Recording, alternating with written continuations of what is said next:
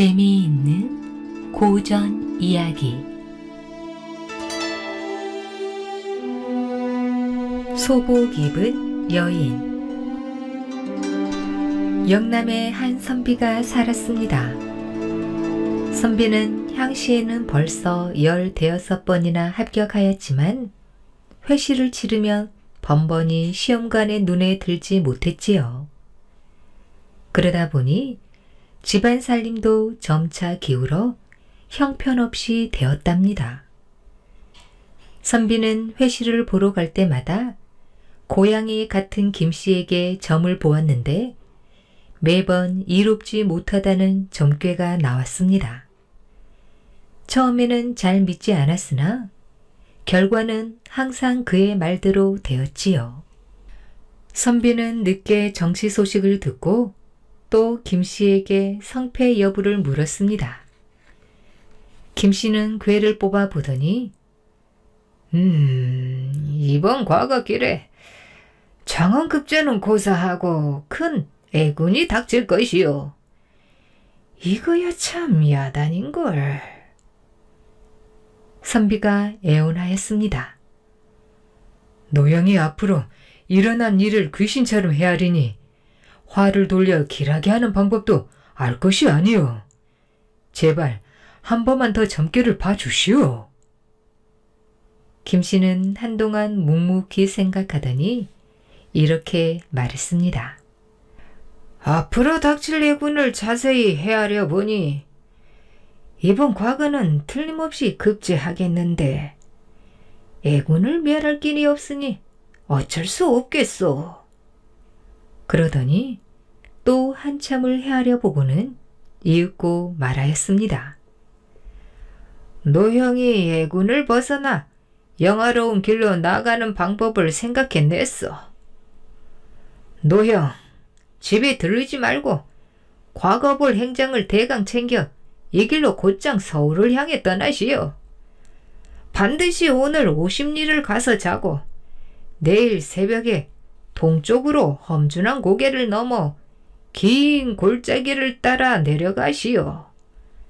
그러면 시냇가 버드나무 아래 소복을 입은 여인이 있을 것이니 반드시 그 여자와 잠자리를 같이 하시오.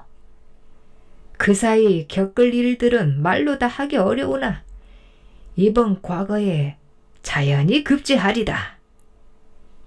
선비는 김씨와 작별하고 나와서 하인에게 일렀습니다. 이 길로 곧장 과거를 보러 떠나자. 그러자 하인은 불끈하여 말했지요. 먼 길을 가는데 돈 한 푼 없이 떠나면 날이와 조 그리고 말 이렇게 세 식구 양식은 어찌 되시렵니까? 우선 집에 돌아가서 행장을 챙겨가지고 천천히 떠납시다. 선비는 하인을 타일렀지요. 지난 세월 과거 본 일을 돌아보면 김생원의 점괘가 조금도 들리지 않았더니라. 이번 김생원의 점괘에 오늘 당장 떠나면 급제할 희망이 있다 하거니와 그러지 않으면 꼭 죽을 운이라는구나. 나는 이 말이 망령스럽고 황당한 소리가 아닌 듯 싶구나. 죽을지 살지 모르는 판국인데 행장 따위를 느긋이 챙길 겨를이 있겠느냐. 하며 곧바로 나서니 하인은 마지못해 따라갔습니다. 앞서 들은 대로 오십리를 내달아 날이 어둑어둑해서야 주막에 당도하였는데 사람도 말도 모두 배를 줄인 채였습니다. 이튿날 새벽 동으로 고개를 넘으니 과연 땅의 모양새가 김씨의 말대로였습니다. 배는 몹시 고팠으나 마음만은 적잖이 기꺼운 바가 있었습니다. 골짜기를 지나 내려가자 큰 마을 앞 시냇가 버드나무 그늘 밑에 빨래하는 노파 옆으로 소복 입은 젊은 여인이 있었지요. 겉모습이 단정하고 아름다운데 말에 탄 선비를 살짝 쳐다보고는 당황해 하였습니다. 여인은 노파를 불러 재촉하더니 부지런히 빨래를 이고 마을로 돌아갔습니다. 선비가 급히 뒤를 쫓았으나 소복 입은 여인은 얼른 자기 집 중문으로 들어가 문을 닫아버렸지요. 선비는 사랑 앞에 이르러 말에서 내렸습니다. 명색이 사랑이지 인적조차 없고 마루에는 먼지만 가득했지요. 선비는 말을 뜰 앞나무에 메어두고 먼지투성이 마루로 올라앉았으나 아무런 기척이 없었습니다. 한참 후에 한 늙은이가 옆집에서 오더니 선비에게 물었지요. 어디서 오신 길소니 이 빈 사랑에 드시려 하시오. 여긴 혼자 된 내 며느리 집이라오. 주인 노릇할 만한 남정네가 없으니 내 거처로 가서 머물다 가시지요. 그러자 선비는 이렇게 대답했습니다. 사람과 말을 접대하는 일로 일에게 폐를 끼칠 생각은 없소이다.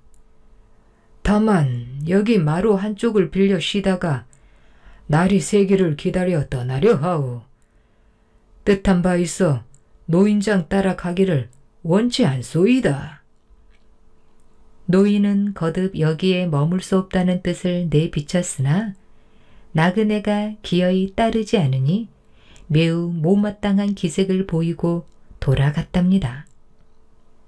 드디어 해가 저물어 밤이 되었지요. 한밤중에 선비가 하인에게 말했습니다. 내 마땅히 구멍을 뚫어서라도 이 집 내실로 들어갈 것이야. 만약 내가 들어간 뒤 왁자지껄하게 소리가 나면 이는 내 목숨이 결단났다는 상황이 것이니 너는 있는 힘을 다해 급히 도망가거라. 너까지 따라 죽어야 할 이유가 없지 않느냐. 그 집은 담장이 높고 견고한 데다 중문에 자물쇠를 채워놓아 들어갈 방도가 없었습니다. 선비는 담장 밑을 빙빙 돌다가 담 밑으로 조그만 구멍을 발견하고는 옷을 걷고 몸을 움츠려 간신히 뚫고 들어갔답니다. 안으로 들어가 보니 겹겹이 집과 방이라 사람의 정신을 어지럽게 하였습니다. 한 창문 옆으로 마구간에 한 필의 줌마가 매여 있었는데 그 말이 사람을 보자 울음소리를 냈지요.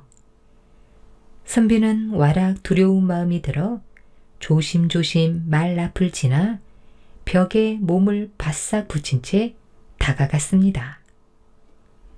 등불이 비치는 방에 문구멍을 내어 들여다보니 횃대에 소복이 걸려 있고 방바닥에 흰 비단 이불이 깔려 있었지만 사람은 없었지요. 그곳이 과부의 침실인 듯 했는데 등불만 켜 있을 따름이었습니다.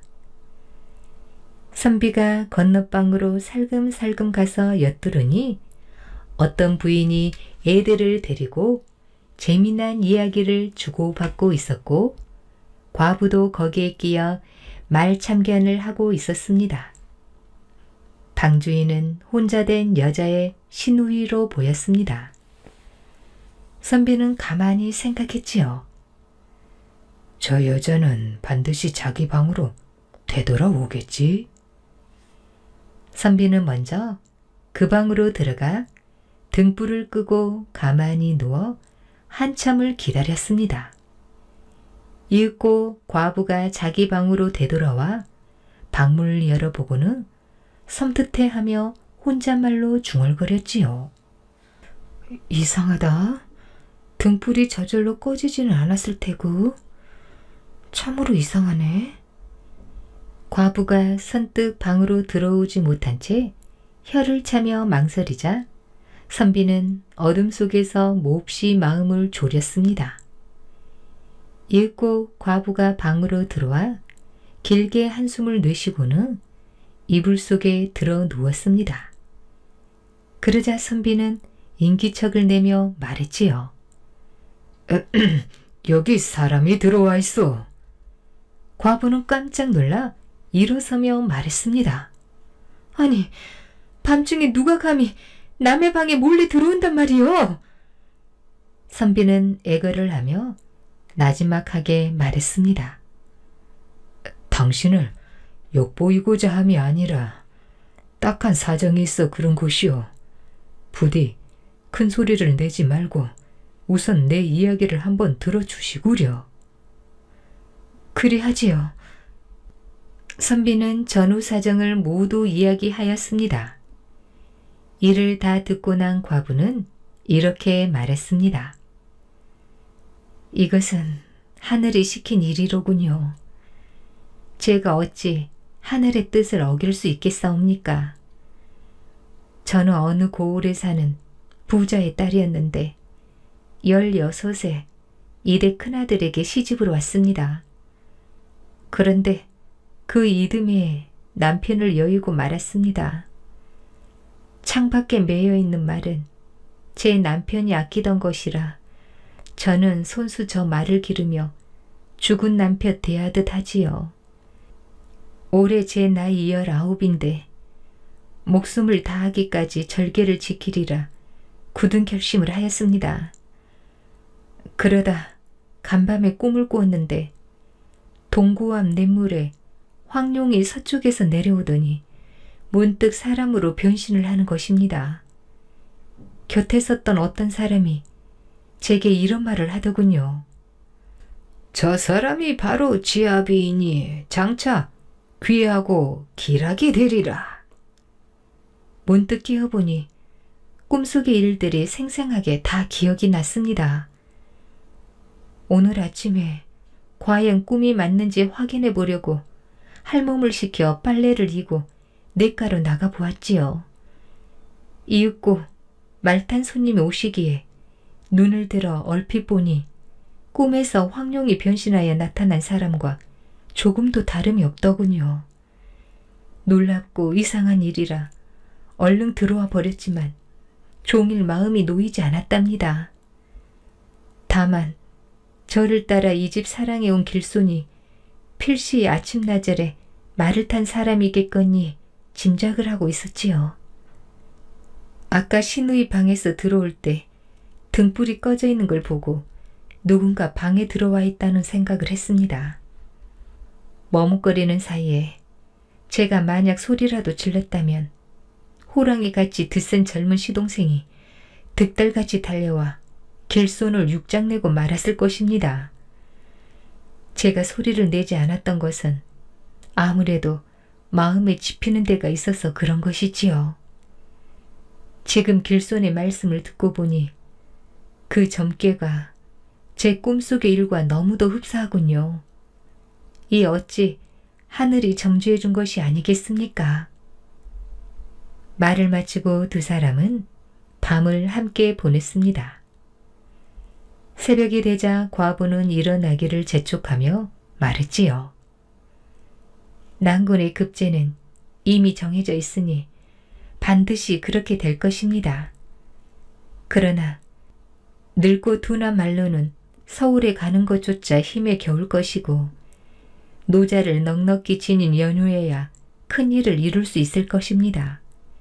하오니 제가 노잣돈을 마련해 보겠습니다.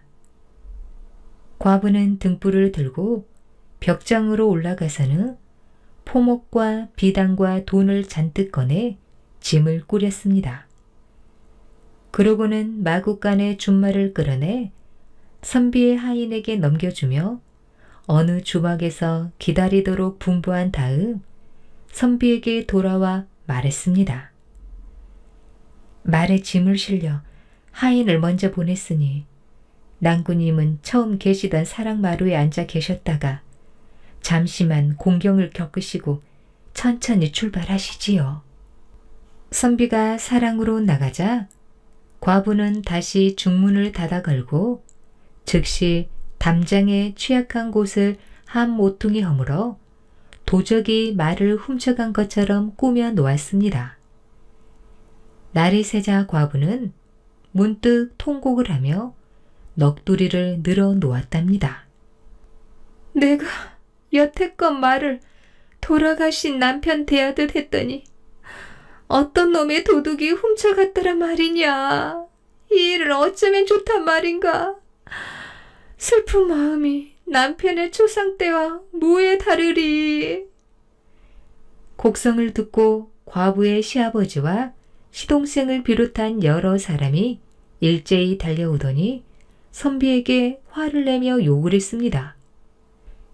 이놈이 우리 집으로 안 가겠다고 기어이 버틸 때 벌써 일을 낸 줄로만 내 짐작했느니라. 내 놈이 우리 준말을 훔쳐간 게 틀림없다. 너 같은 도둑놈은 때려 죽여야 마땅할 것이야. 이렇게 소리를 치고는 몽둥이를 들고 때릴 기세로 덤벼들었습니다. 그러나 선비는 공손히 그들에게 말했지요. 내가 만약 말을 훔쳤으면 야밤을 틈타 도망가는 것이 사리에 옳지 않겠소. 무엇 때문에 여기 남아서 이런 곤욕을 당하고 있겠소이까. 그러자 혈기가 왕성한 시동생들이 말했지요. 내 하인놈은 어디 갔느냐? 내가 잠든 사이에 도망쳐 나도 어디 갔는지 모르오. 하인도 없이 말을 타야 하니 나 역시 매우 난처하게 되어버렸소. 지금 듣고 보니 내가 종놈을 시켜 말을 훔쳤다는 말이 그럴듯하구려. 사정이 일이 되었으니 죽이시든 살리시든 그대들 마음대로 하시오. 노인은 듣고 보니 손님 말씀도 옳소. 말을 훔쳤으면 곧장 도망을 칠 테지. 나를 잡아주시오 하고 가만히 앉아있을 리가 있겠나. 말은 이왕기양 잃어버린 게고 길소는 어제부터 계속 굶으셨으니 견디기가 힘드실 듯하오. 우리 집에 가서 아침이나 드십시다. 길손을 이끌고 가 융숭이 대접하는 것이었습니다. 이윽고 선비는 노인에게 감사를 표하고 길을 떠났지요. 40리 길을 가서 한 주막에 다다르니 하인이 말과 재물을 가지고 기다리고 있었답니다. 하인은 아까 과부의 집에서 쿨쿨 자던 중에 과부가 깨우는 소리를 듣고 주인이 화를 당했나 싶어 와라 겁을 먹었습니다. 그러나 이내 주인과 과부 사이에 원로승이 맺어지고 나는 듯 빠른 말까지 얻어 근심이 즐거움으로 바뀌었음을 듣고는 야심한 산길에 호랑이한테 잡아먹힐 걱정도 잊은 채 신나게 말을 달려 주막에 와 기다리고 있던 참이었습니다. 선비는 과거 일에 맞춰 서울에 다다랐지요.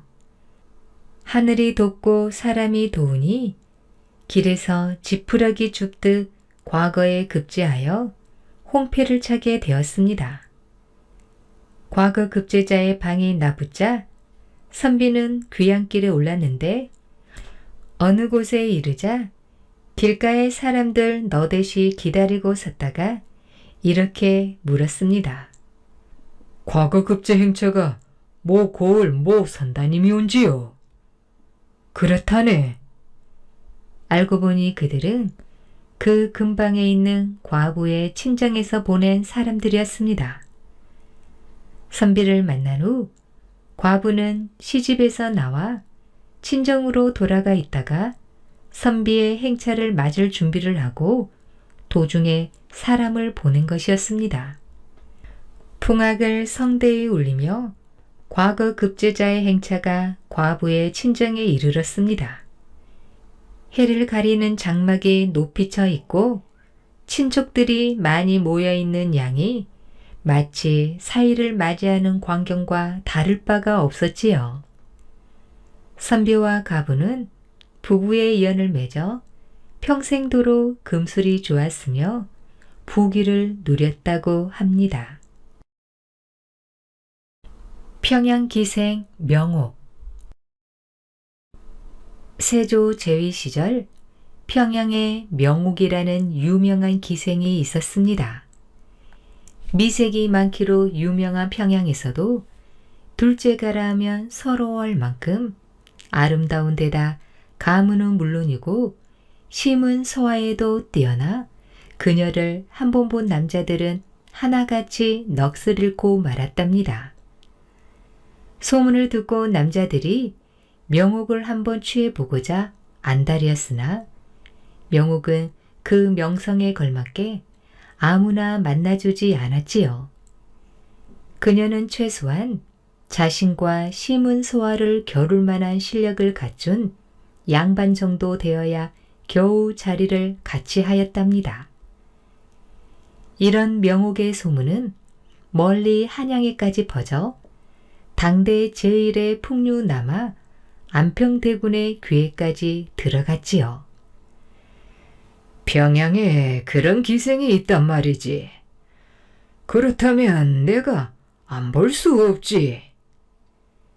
안평대군이 한참 평양 갈 생각에 잠겨있던 어느 날 문 밖에서 최성달이라는 사람이 뵙기를 청한다는 정갈이 왔습니다.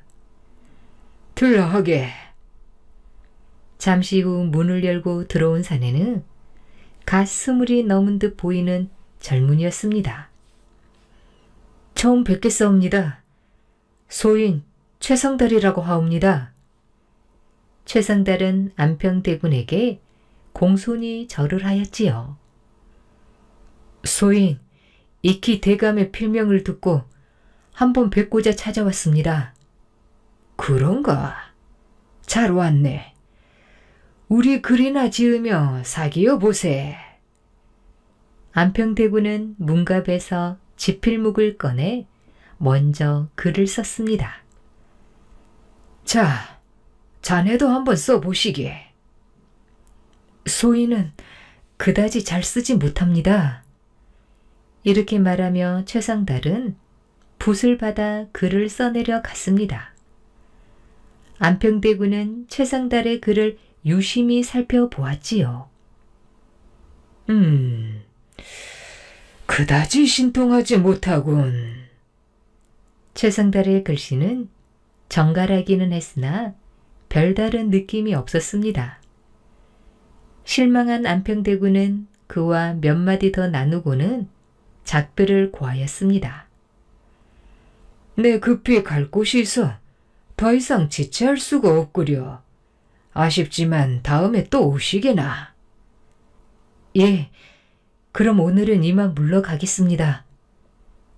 최성달은 인사를 한 후 방을 나갔습니다. 안평대군은 최성달이 나가자 다시 붓을 들었지요. 이왕 간 먹이라 한자 더 써보고 싶었던 것입니다. 이 정도야 누구나 쓸 수 있지. 안평대군은 최성달이 글을 써놓은 종이를 걷어내며 생각했습니다. 아니, 이게 뭐지? 기묘하게도 그 밑에 깔린 종이에 최성달의 글씨가 또렷이 박혀 있었습니다. 거참, 먹인 뱀 모양이군. 안평대군은 다시 종이를 걷었습니다. 그런데 그 밑에 있는 종이도 마찬가지였답니다. 그렇게 너덧장에 최성달의 글씨가 한 판에 박힌 듯 또렷이 박혀 있었지요. 거참, 먹이 뱀 모양이군. 안평대군은 다시 종이를 걷었습니다. 그런데 그 밑에 있는 종이도 마찬가지였습니다. 그렇게 너덧장에 최성달의 글씨가 한 판에 박힌 듯 또렷이 박혀 있었지요. 이런, 내가 사람을 잘못 보았군. 여봐라, 지금 나가신 손님을 어서 다시 메셔 오너라. 하지만 최성달은 이미 멀리 떠나고 없었습니다. 그러던 며칠 후 최성달이 다시 찾아왔습니다. 안평대군은 그를 보자 마루까지 나가 반갑게 맞이했답니다. 자네야말로 진정 명필일세 그려. 내 전날은 자네를 몰라보고 그만 결례를 범했네. 미안허이. 아닙니다, 나리. 소인이 어찌. 이렇게 해서 안평대군은 최상달을 가까이 두게 되었습니다. 그리고 그렇게 벼르던 평양 유람에도 그를 데리고 갔지요. 안평대군의 일행이 평양에 도착하자 그의 행차를 미리 알고 있었는지 평양 감사까지 마중을 나왔습니다. 안평대군은 평양을 두루 둘러보았습니다. 그러나 안평대군이 그 무엇보다 보고 싶었던 것은 조선 제1을 자랑하는 평양의 경치가 아니라 바로 기생 명옥이었지요. 알아서 연애를 준비하겠지. 안평대군이 기도했던 대로 평양 감사는 그들을 영광정으로 안내했습니다. 그곳에는 이미 많은 음식과 기생들이 대기하고 있었습니다. 그럼 그렇지. 어디 누가 명옥인고? 안평대군은 영광장에 오르며 기생들을 쭉 살펴보았지요. 저 아이로구나.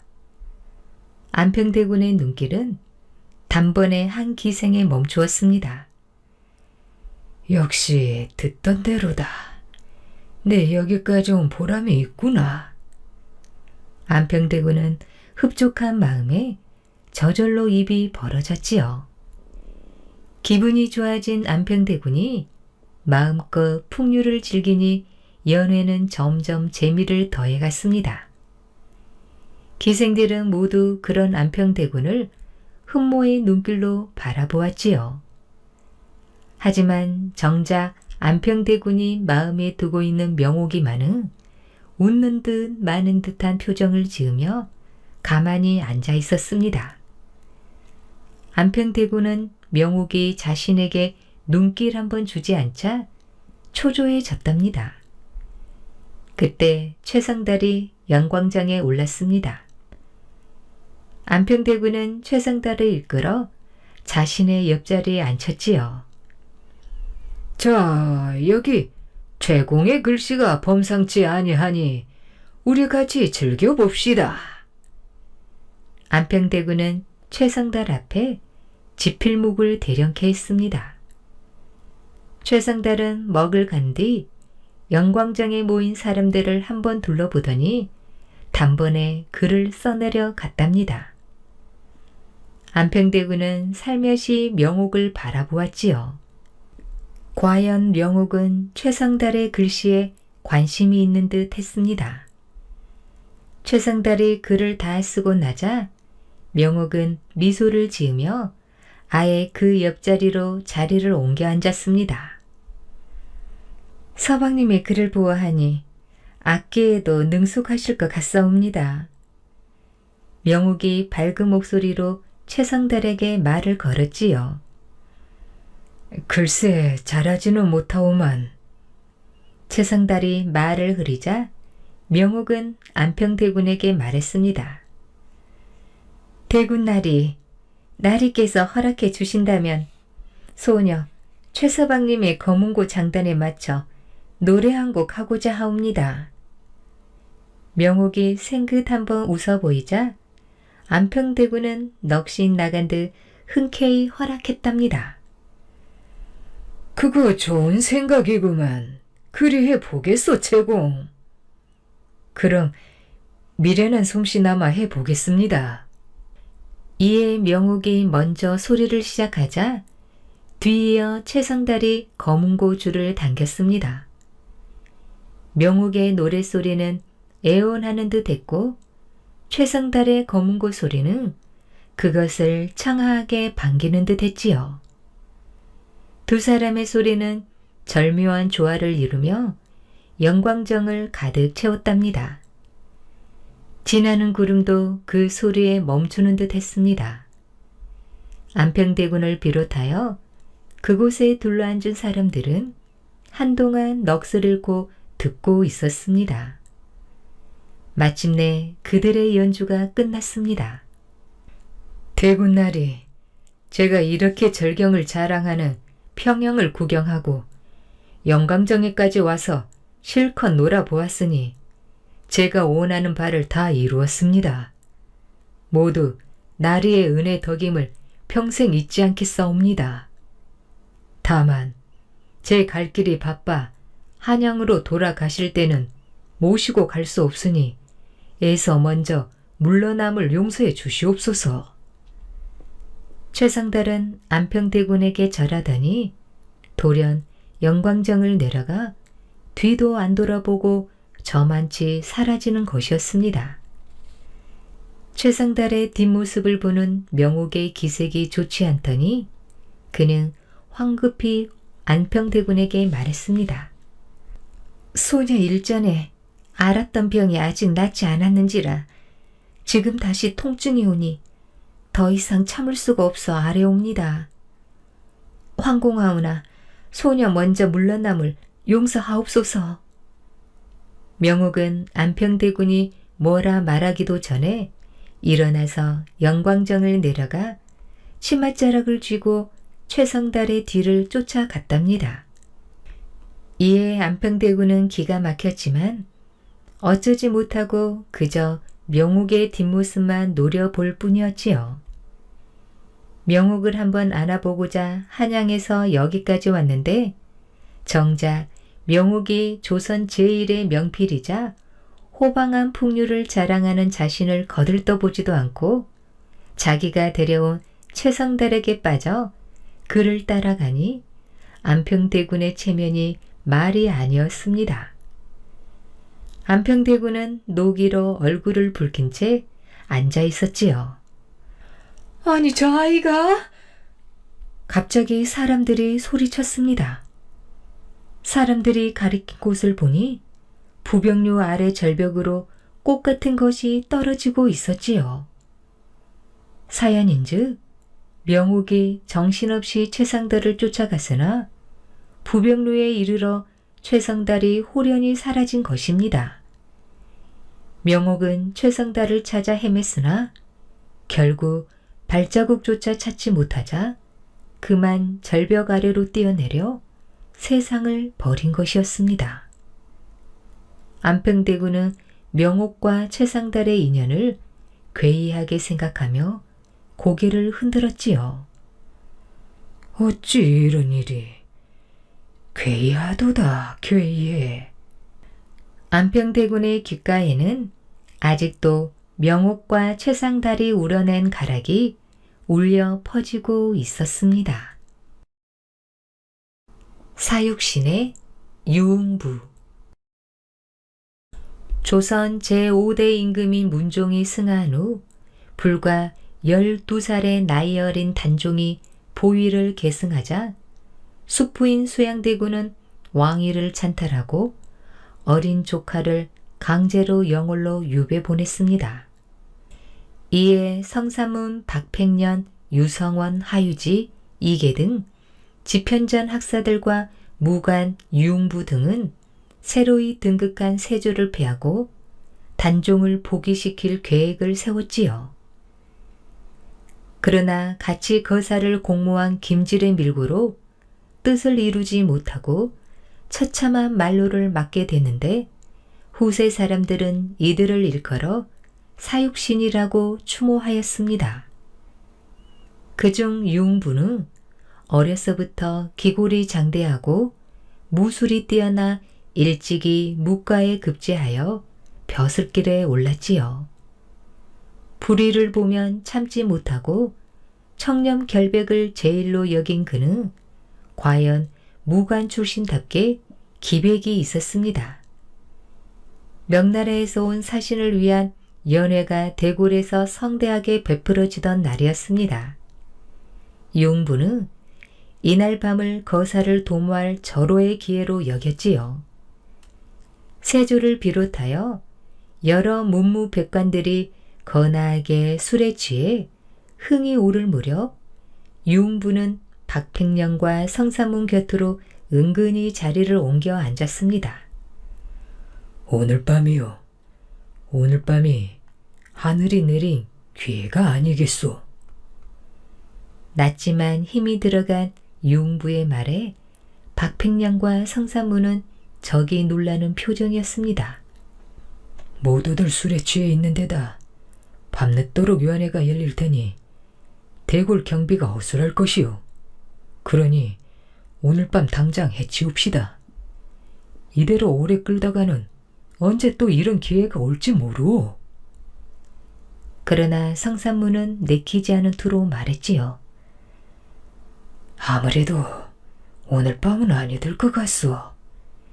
명나라 사신까지 와 있는데 괜히 이 일을 벌였다간 거사가 성공한다 해도 명나라의 미움을 사게 될지 모르지 않소. 박팽년도 거들고 나섰지요. 그렇소. 나도 같은 생각이요. 자칫 잘못해서 이 일을 그려쳤다가는 삼죽이 멸하게 될 것이요. 그러나 유흥부는 물러서지 않았습니다. 무슨 말이요? 아니 그럼 공들은 그만한 결심도 없이 거사를 도모했단 말이요. 그건 절대 아니요. 이미 목숨을 바치기로 한 몸 죽음인들 두렵겠소. 다만 좀 더 신중을 기하자는 것이요. 나 역시 박공의 말에 동감이요. 굳이 오늘 밤이 아니더라도 기회는 머지않아 다시 올 것이요. 그만 흥분을 가라앉히시오. 유흥부는 앞에 놓인 술잔을 연거푸 들이켰습니다. 듣기 싫소. 기회란 아무 때나 찾아오는 게 아니오. 이보시오. 박팽령이 더 뭐라 말하려 하자 유흥부는 자리를 박차고 일어나며 비장하게 말했습니다. 우리 무인들에게는 싸움에서 터득한 직감이라는 게 있소이다. 한번 놓치면 필시 두 번 다시 기회는 오지 않는 법이오. 유흥부는 짐짓 큰 소리로 호탕하게 웃으며 자신의 자리로 들어갔습니다. 그러고는 계속해서 술만 마셨지요. 유흥부의 직감이 적중했던 것일까요? 며칠 후 그들은 다시 만나 거사일을 정하였으나 그날이 오기도 전에 발각되고 말았습니다. 거사를 모의한 이들 중 한 명인 김질이 동지들을 배반하고 밀고한 것입니다. 유흥부를 비롯한 집현전의 5 학살들도 모두 잡혀 엄한 문초를 받았지요. 그러나 모두들 의연한 태도로 끝까지 자신들의 뜻을 굽히지 않고 왕실의 정통성을 주장하며 세조의 폐위와 단종의 복위를 부르짖었습니다. 유흥부도 모진 고문을 당했으나 끝내 굴하지 않았습니다. 그는 벌겋게 달아오른 인두가 살갗을 파고들 때도 남아다운 기상으로 호방하게 웃으며 큰 소리를 질렀지요. 이놈들아, 인두가 식었구나. 뭐하는 게냐? 어서 더 달구지 않고. 군사들이 시뻘건 불 속에서 금방 꺼낸 인두로 다시 살을 찢으면 유흥부의 목소리도 더욱 커졌습니다. 이놈들, 그것도 인두질이라고 하는 게냐? 그 정도로는 돼지 피개 한 장도 못 굽겠구나. 주인은 살이 타들어가는 냄새와 매캐한 연기가 코를 찔러 구역질을 날 정도였으나 고문은 조금도 멈출 기미가 보이지 않았답니다. 결국 혹독한 고문을 견디다 못한 유흥부는 죽어도 씻지 못할 한을 가슴에 품은 채 불귀의 객이 되고 말았습니다. 집현전의 5 학사들도 모두 형장의 이슬로 사라졌답니다. 유흥부가 얼마나 청렴결백했는지는 생전의 일화를 보면 어렴풋하게 남아 짐작할 수 있습니다. 유흥부는 벼슬이 이품의 재상의 반열에 올랐는데도 밥상에 고기 한 점 없이 늘 채소와 나물 몇 가지로 반찬을 삼았으며 방문 대신 언제나 멍석을 발처럼 치고 살았다고 합니다. 이를 보다 못한 아우가 하루는 유흥부를 찾아와 탄식하듯 말했지요. 형님께서 벼슬길에 올라 이제 재상까지 되셨는데 어찌하여 밥상에 기름진 고기 반찬 한 점 없고 방문도 없이 사시사철 멍석을 치고 사십니까? 그러자 융부는 이렇게 말했답니다. 지금의 내 녹봉으로 고기 반찬을 먹는다면 이는 필시 녹봉 외에 헐벗는 백성의 고열을 짜낸 것이고 호화로운 발을 쥐고 산다면 그 역시 아첨하는 무리들에게 부당한 뒷돈을 받는 것이라네. 아우가 말을 읽고 앉아있는데 융부의 마지막 말이 사육신으로 청사의 길이 기록될 앞날을 예견한 듯 뒤를 이었습니다. 나는 예전에도 그래왔지만 앞으로도 신화된 자의 도리를 지키고 불의와 야합하느니 차라리 명예롭게 죽는 길을 택할 것이다. 곡상이 된 농부. 왕실의 외척인 어비류와 저가려의 반란을 진압한 고국잔왕은 정사를 더 이상 왕실의 일가 친척들 손에 맡겨서는 안 된다고 생각하고 전국에 영을 내려 백성들로부터 직접 어질고 훌륭한 인재를 청거받았습니다. 그렇게 해서 동부와 서부, 남부와 북부의 모든 백성들이 각자 여러 인물들을 청거했는데 그 중에서 동부에 사는 안유라는 인물이 가장 많은 백성들로부터 청거되었지요. 고국전왕은 안유를 불러들여 사람됨을 살펴보니 과연 많은 백성들이 청거한 사람답게 학덕이 높고 인품이 고매했습니다. 고국전왕이 기쁜 마음으로 안유를 등용시켜 정사를 모두 맡기려 하자 안유는 왕 앞에 나아가 이렇게 말했답니다. 대왕폐하, 소신은 나라의 정사를 맡을 만한 인물이 못 되옵니다. 황공하오나 소신 대신 을파소를 데려다 그 일을 맡기시는 것이 합당할 것이옵니다. 안유의 말에 고국천왕이 물었습니다. 을파소라는 자는 대체 어떤 인물인가? 을파소는 선대의 왕이신 유리명왕 때 대신을 지낸 을소의 손자이옵니다. 대신 을소의 손자라. 고국천왕이 잠시 머뭇거리자 안유가 다시 한번 을파소를 청거했습니다. 대왕폐하, 을파소는 성품이 강직하고 재주 또한 비범하여 그를 아는 사람들은 누구든지 그의 말을 믿고 따릅니다. 또한 지혜롭고 영특하기가 이루 말할 수 없으며 큰 기상을 품고 있어 나라 일을 돌보는데 적임자이옵니다.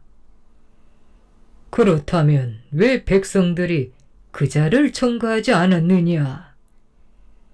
본래 사람들 앞에 나서기를 꺼려하며 스스로 자신을 낮추기를 잘하니 겸손의 덕 또한 크다고 할 것이옵니다.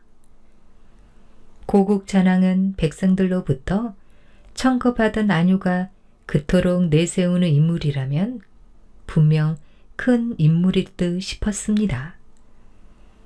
그렇다면 을파소를 데려오라. 내 친히 그 인물됨을 알아보리라. 그런 다음 고국전왕은 많은 애물을 수레에 싣게 하고 을파소를 중회대부에 제수한다는 칙서까지 친히 써서 신하를 을파소의 집으로 보냈습니다. 그러나 왕의 칙서를 받은 을파소는 중회대부의 자리에 올라서는 정사를 제대로 돌보지 못할 걸 알고 애물을 실은 수레와 함께 사양한다는 뜻을 적은 상소를 올렸습니다.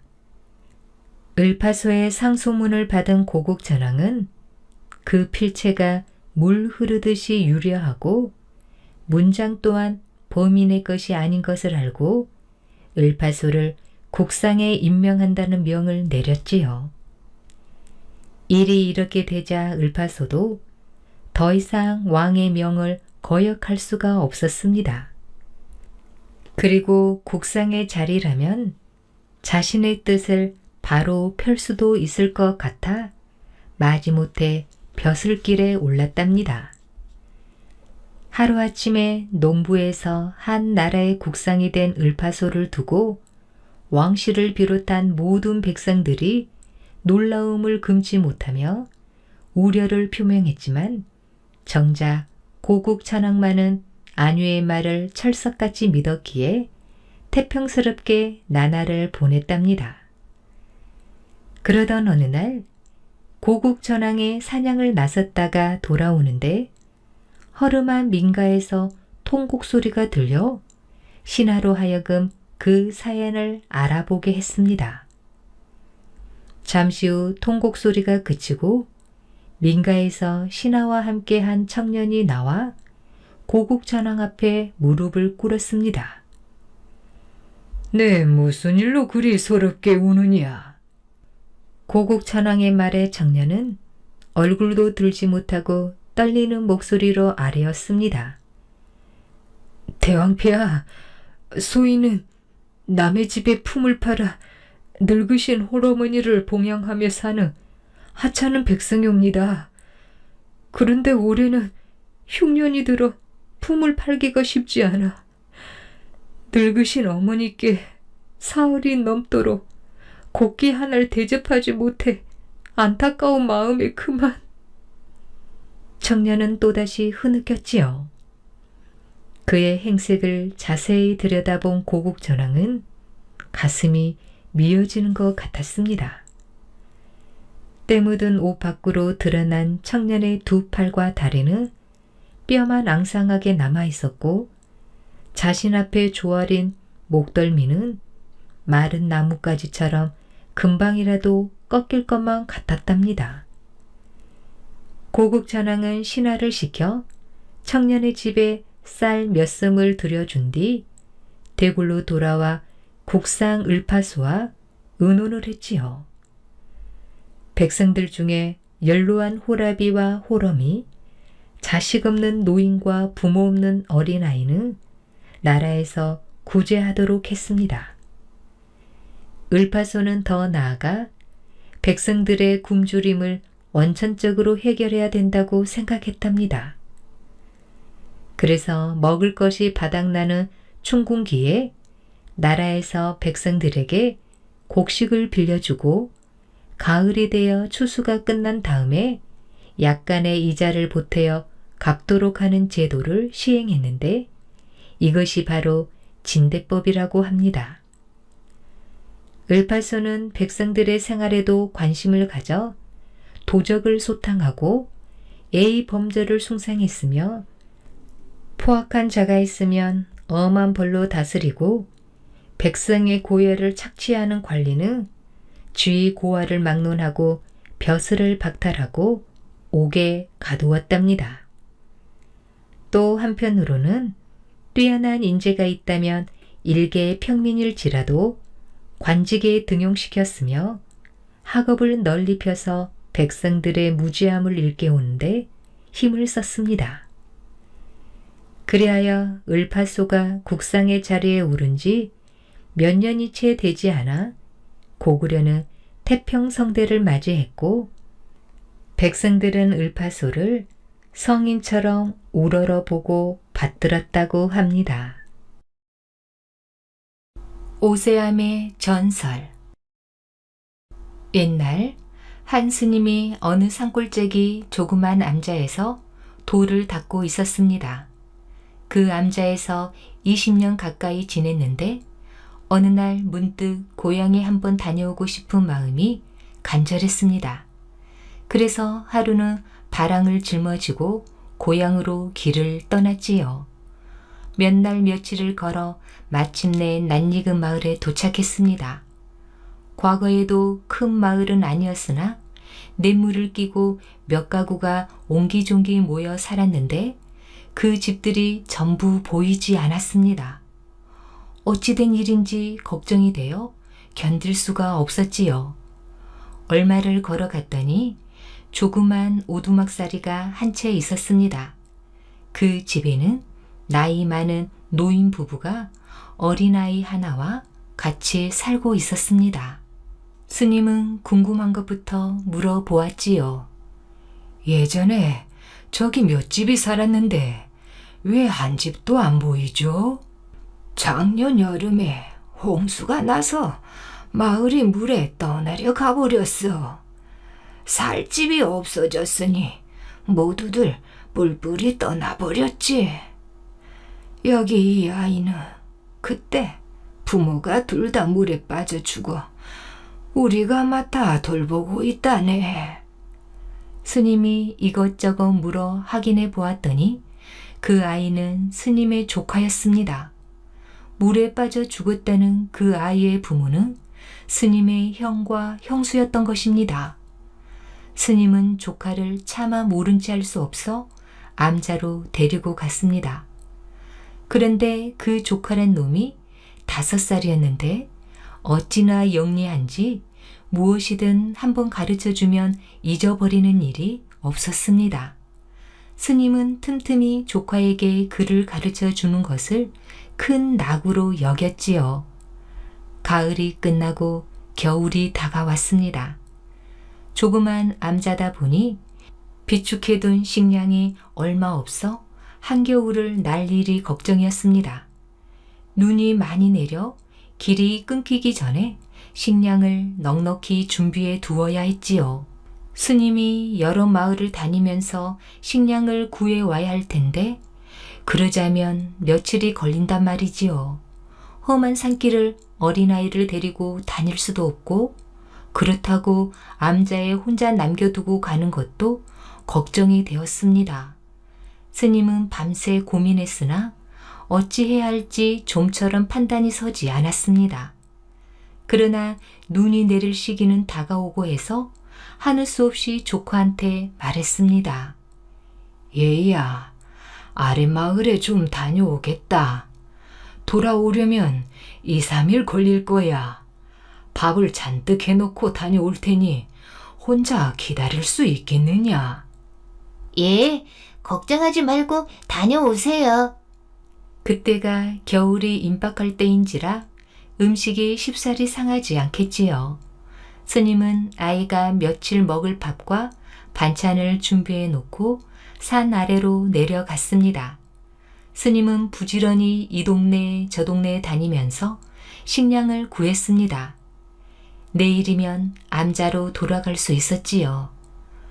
아이가 잘 있을까? 혼자 지내는 것이 많이 무서울 텐데.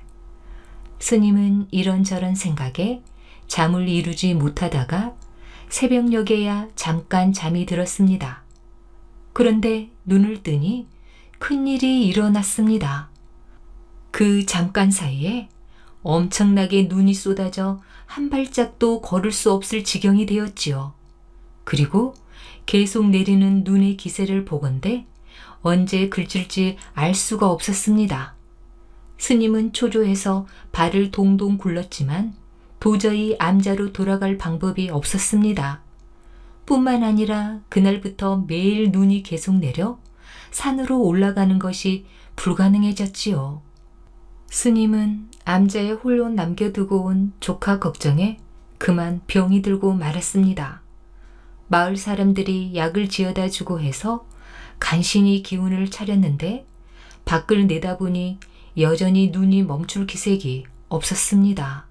스님이 암자로 가겠다며 병든 몸을 억지로 일으키자 마을 사람들이 붙잡고 놓아주지 않았습니다.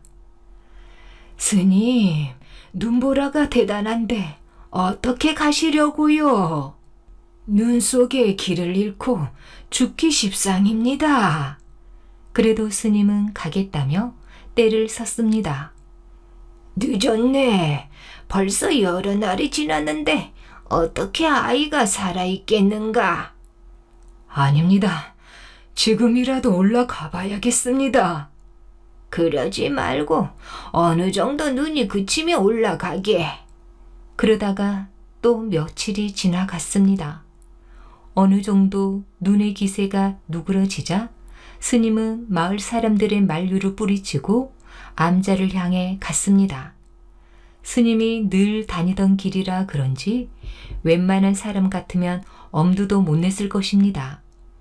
눈이 쌓여 발목까지 푹푹 빠지는 산길을 스님은 정신없이 달려갔습니다.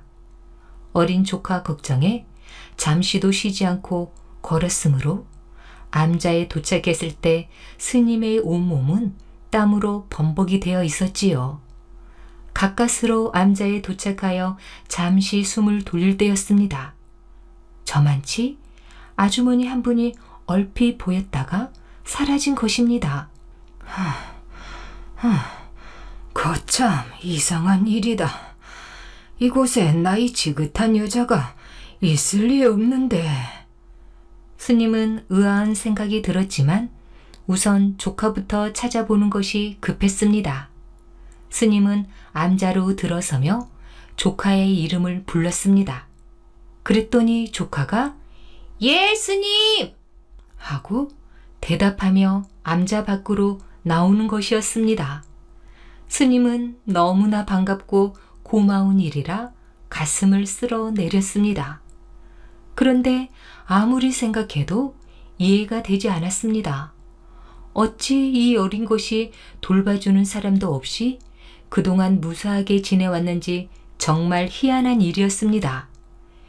얘야, 그동안 뭘 먹고 살았느냐? 스님이 해주시고 간 밥을 다 먹고 나니까 관세음 보살님이 오셔서 매일 젖을 먹여주셨습니다. 방금 전에도 다녀가셨는데요. 그제야 스님은 어떻게 된 일인지 알 수 있었습니다. 그래요. 조금 전에 얼핏 본 아주머니는 바로 관세음 보살이었던 것입니다. 관세음 보살이 돌보아 주어서 어린 조카가 무사할 수 있었던 거지요. 그때 조카의 나이가 5살이었습니다. 5살 먹은 아이가 혼자 암자를 지켰다고 해서 그 암자에 오세암이라는 이름이 붙여졌다고 합니다. 금강산 주인. 옛날에 금강산의 신령은 돼지였고 태백산의 신령은 수천 년 묵은 여우였다고 합니다. 욕심 많은 여우는 금강산도 자기 것으로 차지하고 싶었지요. 돼지야, 너는 미련해서 금강산을 잘 다스리지 못한다. 내게 내놓아라. 말도 안 되는 소리. 오래전부터 금강산의 주인은 나였어. 이렇게 서로 금강산을 차지하기 위해 옥신각신 다투었습니다. 싸움에 실증이 난 돼지가 말했습니다. 여우야, 내가 기어코 금강산 신령을 해야겠느냐? 그렇다면 글 잘하는 이태백의 무덤에 가서 글을 한 편 받아오너라. 그러면 내가 조용히 물러남아. 신이 난 여우는 당장 이태백의 무덤을 찾아갔습니다. 이태백의 무덤이야 중국에 있는데 그 먼 길을 힘든지도 모르고 달려갔지요. 이태백의 무덤 앞에서 여우는 마구 해사를 부렸습니다. 내 글이 필요하다. 어서 한 편 내놓아라. 무덤 속에서 이태백은 시끄럽고 성가셔서 화가 났습니다. 글을 아무한테나 주나? 너 같은 놈에게는 못 준다. 뭐라고? 정말 못 주겠느냐? 못 준다. 정말이지. 내 말을 안 들으면 너의 뼈를 가루로 만들어 사방으로 날려버릴 테다. 성질 사나운 여우는 이태백의 무덤을 마구 파헤치기 시작했습니다. 금방이라도 무덤 속의 시신이 드러날 지경이었죠. 오냐. 알았다. 내 부탁대로 내 글을 줄게. 그러니 제발 내 무덤을 건드리지 말아다오. 무덤 속에서 이태백은 글 한 편을 불러주었습니다. 여우는 그 글을 받아 적고는 한달음에 금강산으로 돌아왔습니다. 자, 이 태백의 글을 받아왔다. 약속대로 당장 물러나가라. 그러나 돼지가 결코 호락호락 물러날 리가 없지요. 돼지는 콧방귀를 끼며 말했습니다. 그건 내 글씨가 아니냐. 이 태백이 쓴 글씨를 받아와야지. 뭐라고? 이게 정말? 둘은 또다시 티격태격하기 시작했습니다. 한참 뒤 돼지가 새로운 제안을 했습니다. 한양에 사는 김정승의 딸이 아주 영리하고 아름답다는 말을 들었다. 내가 그 김정승의 딸에게 장가를 들며 금강산 주인 자리를 물려주마. 정말이지? 그렇다. 여우는 잘생긴 소년으로 변신을 해서 한양 김정승 댁을 찾아갔습니다. 소년은 그 집 문 앞에서 다짜고짜 김정승을 만나야겠다고 소동을 벌였지요. 시끄러운 소리에 소년을 만나본 김정승은 허우대 좋고 잘생긴 얼굴에다 배짱이 두둑한 것이 마음에 들었습니다. 김정승은 소년을 거두어 들여 그 집에 머물도록 해 주었지요. 김정승이 소년을 사랑채에 두고 가만히 살펴보니 글 공부도 잘하고 애절도 아주 발랐습니다. 뼈대 있는 양반집 자손이구나. 잘 가르치면 큰 인물이 되겠는걸. 그렇게 판단한 김정승은 소년을 사위로 삼고 싶었습니다. 그래서 안채에 들어가 부인에게 의논을 했지요. 아무리 그 총각이 마음에 들기로서니 어찌 근본도 모르는 사람을 사위로 삼으려 하시오. 뜻밖에도 부인은 완강히 반대를 했습니다. 그 바람에 부부싸움이 일어나고 말았지요. 소년이 마음에 들지 않는 것은 김정승의 딸도 마찬가지였습니다. 왜냐하면 영리한 김정승의 딸은 소년의 정체를 눈치채고 있었거든요. 김정승의 딸은 한 가지 꾀를 생각해냈습니다. 다음 날 사랑채에서 김정승은 소년과 겸상으로 아침을 먹게 되었지요. 부엌에서 김정승의 딸이 하녀의 귀에 무어라고 속삭였습니다. 내가 시키는 대로 잘해야 한다. 네, 아가씨. 하녀는 밥상을 들고 방에 들어가자마자 발을 헛디뎌 넘어지는 채 하면서 소년의 무릎에 밥상을 엎어버렸습니다. 아니, 이게 무슨 짓이냐? 나리, 제가 잘못했습니다. 괜찮습니다, 대감님. 실수할 수도 있지요. 그때 방 안에서는 김정승의 딸이 마당에 있던 삽살개를 불러놓았습니다.